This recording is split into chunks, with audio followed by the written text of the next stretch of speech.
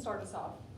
So when you were looking at Destiny, she didn't play a whole lot of Creighton. She was behind a couple, big players. But what did you see in her that made you think she was going to be, take some of that scoring load? We knew who Destiny, well, I knew who she was prior to her going to Creighton. We didn't get a chance to get any opportunity to recruit her, but knew who she was, familiar, knew she was in a gym where she was training a lot and training against great players. Part of that is in this transfer portal era is there's a lot of great players that don't play. So didn't look at that as a knock against her. The other thing was she was very diligent about her recruiting process, which I truly appreciated. Most kids would just go. I think she talked to like over 30 schools right off the bat, which was pretty impressive. And knowing that she was driven and what she had to fight through and what she endured there was very appealing to us. She had to fight through. Well, she was someone that was deemed to play but couldn't play and then was relegated to just the back row, and she embraced it. And, that's something that's very valuable. It's like you accept the role you have and then you make a decision to do what's best for you afterwards. But she never complained along the way, so I really appreciated that.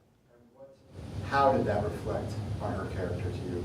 It literally just told me who she was as a person. We want high character young women to come in here that clearly can play as well. But, all those other pieces, especially when times get hard, and I literally told her in my conversation, I said, you're nothing like the things I was being led to believe. You're the complete opposite. And she was like, thank you for believing what she was saying about herself. And she reflected that when she started playing. And you talked about that, you think the passing is where she needs to improve her game. How do you see her progressing in that? We're probably going to be in a 6-2, which is going to help take some of the pressure off of her in terms of having to be able to pass and score right off the bat. 6-2 is something that plays to the advantage of who we are as a team. We have 3 phenomenal opposites, and any one of them can play at any given time, which will then free her up a little bit. But when you have to pass a great ball and then go score, that's a lot of work.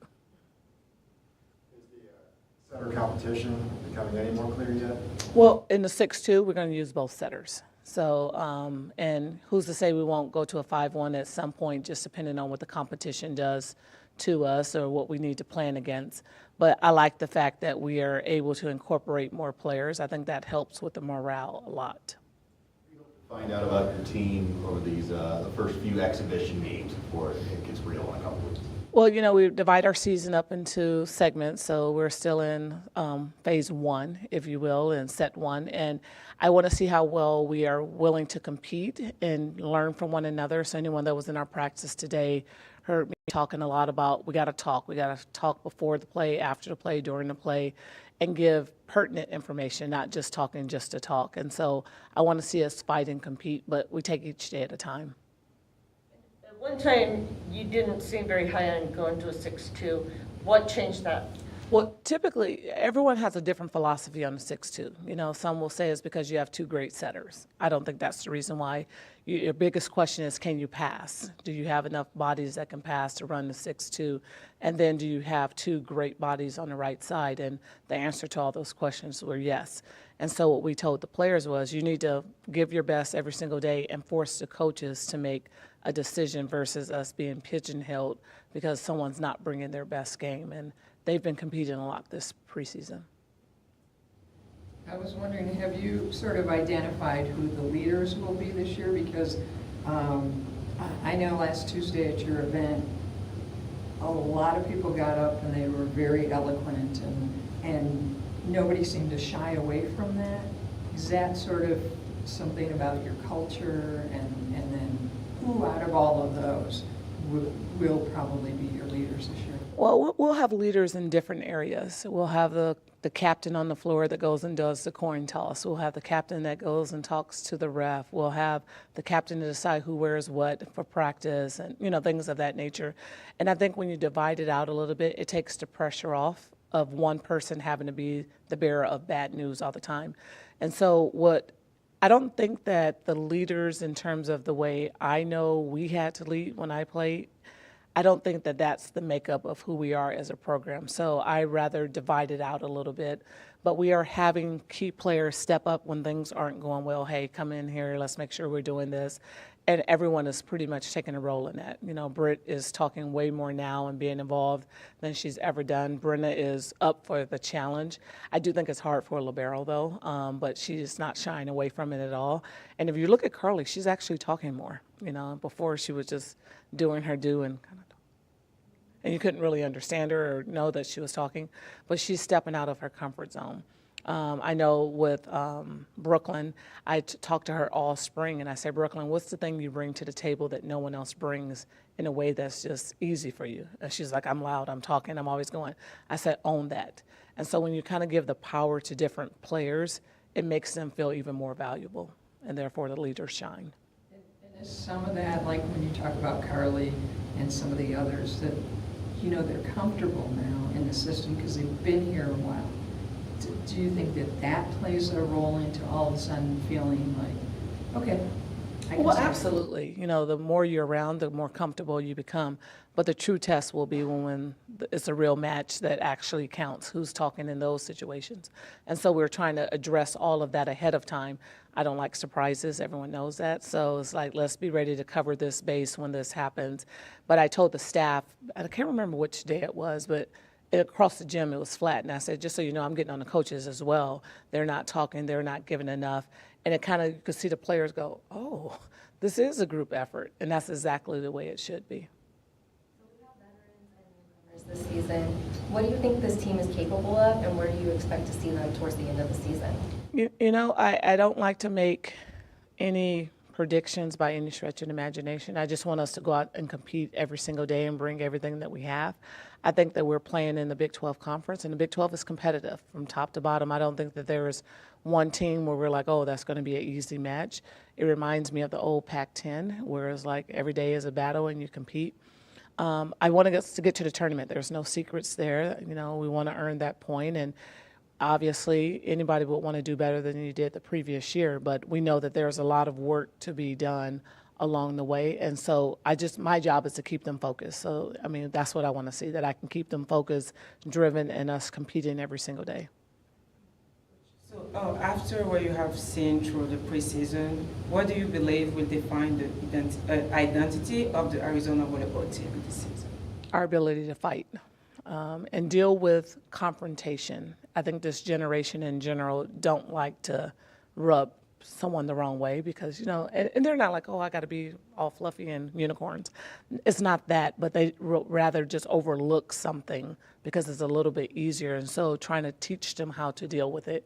And we use the right word. We say, let's confrontation, discussion, positive feedback versus, oh, that was wrong. We try not to say anything was wrong.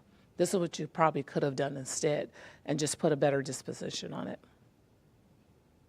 Early as volleyball players commit, when the 5-and-5 came around, what does that do to your kind of timeline and your recruiting? You know, I wasn't surprised that it came because they kept talking about it, and it's just a matter of how you watch your players develop. You know, while there are 5 years you compete, it doesn't mean you're going to compete 5 years at that particular school.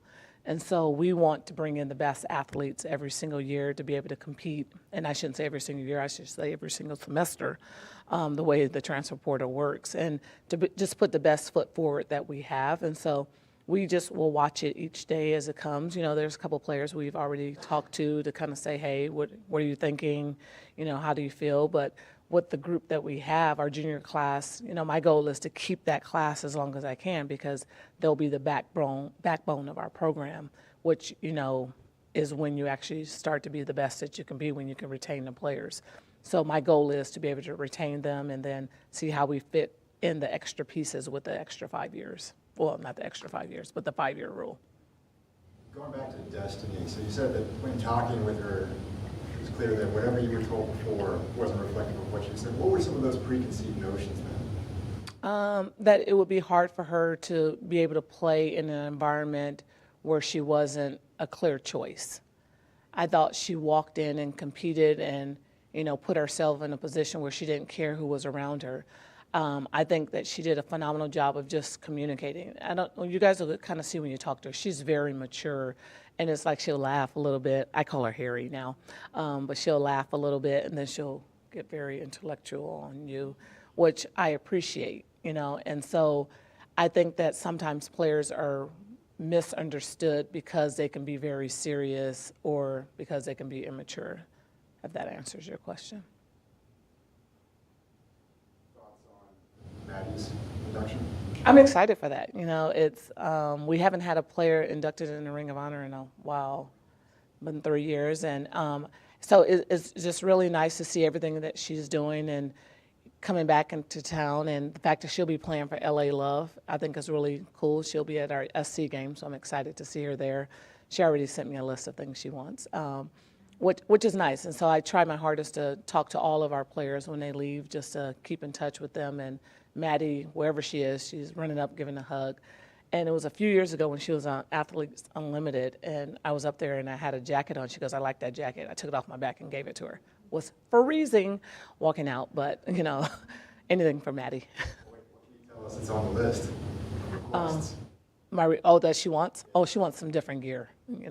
Yeah, it's all about gear. I got her. Plus, she wore my number, so I'm excited about that. Anything else for Coach Stubbs? What do you think playing beach did for Carly? I think it gave her a breather. It gave her the ability to move faster. I do see the difference being in the sand, coming back indoor. She's already had every shot known to man, so that wasn't something that we were worried about. I think that it improved her as a defender because, she had to stay and then push and go, and the fact that she was the blocker on the team really helped her. Anything else? All right, thank you guys. Appreciate you all.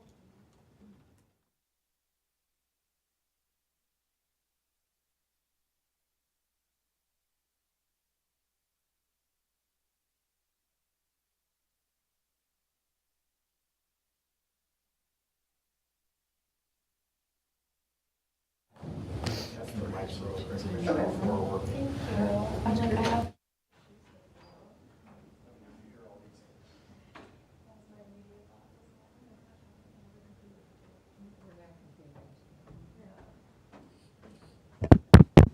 Testing, 1, 2, 3.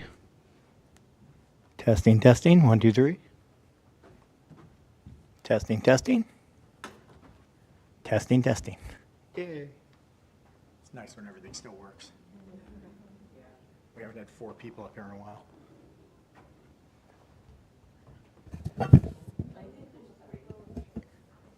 She told me 4, but.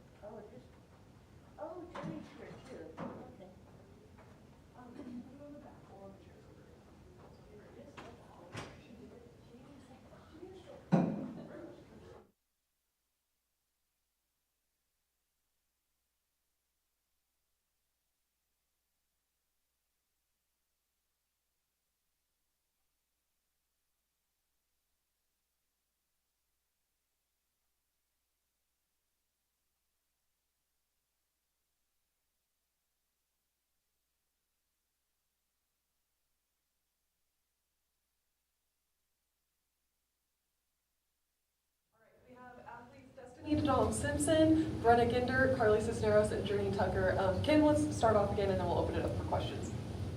Carly, this spring when you did beach, why did you decide to do that and what did you get out of it? I honestly just wanted to play beach for the competitive nature of it, obviously, but also I wanted to, improve my indoor game outside of just, the regular lifts you can do. So I wanted to be faster, jump higher, and contribute more in that side of the indoor game. And I thought playing beach was a good way to do that. And they need a blocker for the ones team, so that was just an easy fit for me. How'd you enjoy it? I mean, what'd you get out of the team aspect of the beach team? I really did like playing beach. It was fun. It was it's just a completely different game, actually. I thought they were a lot more similar. And then you actually switch over and do it, and you're like, oh, these are very different sports. But the girls were amazing, and I really, really loved the coaching staff. So it was very beneficial for me. So then how did you take whatever you got from beach and translate it to indoor? I felt it almost immediately because I hadn't jumped on a hardwood surface in a while, and it felt really good to be back in indoor. And I do feel a lot faster and quicker on the court. Hopefully my teammates can tell how fast I am now. But yeah, it's good. The transfer is definitely there. I feel it. Destiny, as one of the newer members of the team, what has the transition been like for you?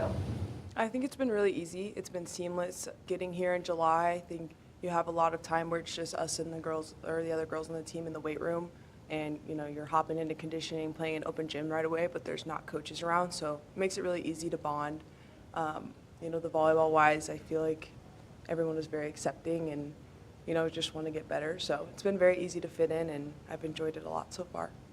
Dustin, how would you describe your experience at Creighton? At Creighton, I would say that it's a very, you're in a place where volleyball is such a big thing. And so growing up in that area and then going to a school where volleyball is kind of the heartbeat of the city, it's a very competitive and it's a loud and fun environment. It was really cool to be a part of it. But yeah, it just was a very unique experience being at a mid-major that played at such a high level. Rita said you talked to a lot of schools before you decided what stood out about Arizona. Yeah, I tell people that when I was on my visit, I had no intentions of committing here. I did decide this was one of the few places that I really wanted to come and visit, and coming down here and meeting with the coaches. I only talked to Brenna on the phone. I didn't meet any of the girls in person, but you can tell through the coaches the kind of culture that they cultivate and the kind of people they have around, and it's very easy to tell that, you got to want to be here, but if this is the right place for you, there's a community and there's a team and a support staff that wants to have you here. So.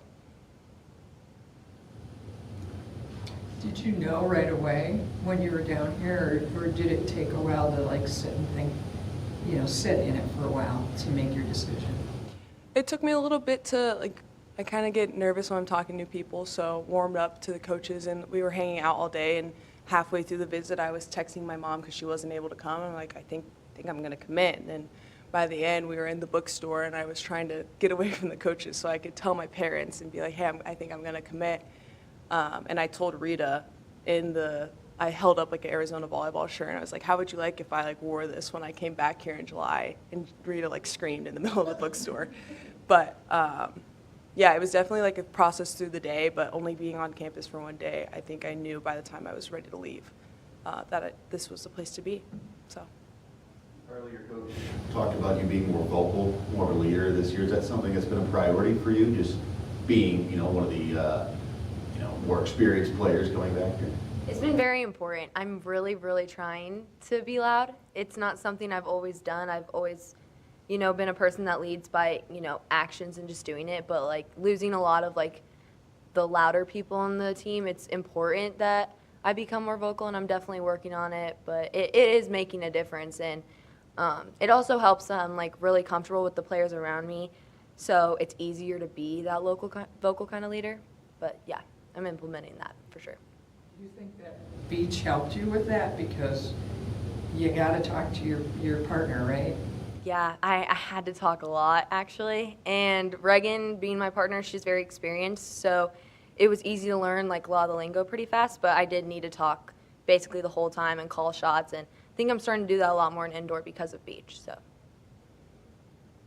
Journey, you were, this was going to be your last year, but you might have another one. Have you given any thought to that?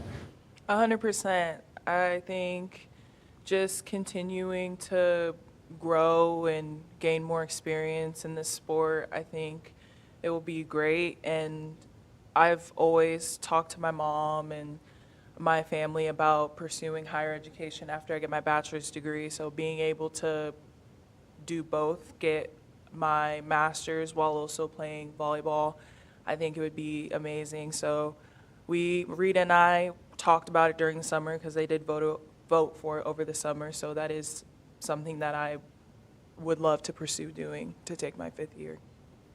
For each of you guys, what do you want to accomplish over the next few exhibition games before the regular season gets started? Some comfortable wins under our belt. Some wins would be nice, but also just learning to play together before we have to do it live. We've only been playing together for, Double Day started 2 weeks ago, so it's been a short amount of time, but just the more experience we can get playing together, on the same team in the same jersey. I think that's all we're looking for in the next couple of matches. Yeah, going off of that, like this will be the first time that we've been all 17 of us on the same side of the net in the same jersey, like Carly said. So just getting comfortable and understanding that like we have a lot of talent and that we have a really high ceiling. So starting our base of like where we're at and where we want to go and kind of understanding what needs to happen to get to where we want to be going into real-time matches.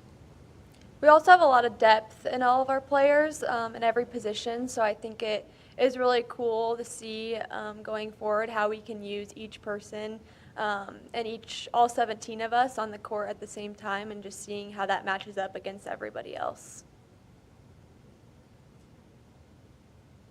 So for all of you guys, where's your expectation for this season, this coming season?